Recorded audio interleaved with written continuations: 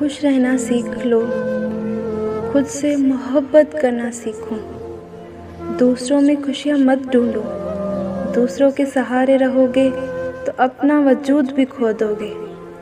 پہلے خود کو تو جانچ لو، پرکھ لو تم کیا چاہتے ہو، اپنے لیے تو جینا سیکھ لو۔ یقین کرو آپ سے بڑھ کر آپ کا کوئی اپنا نہیں۔ خود سے وعدہ کرو ہم نے خوش رہنا ہے تو رہنا ہے، بس ہر وقت اداسی میں رہنے سے اور کچھ نہیں ہوتا، بلکہ جو خوشی آپ کی زندگی میں ہے وہ بھی نظر انداز ہو رہی ہوتی ہیں۔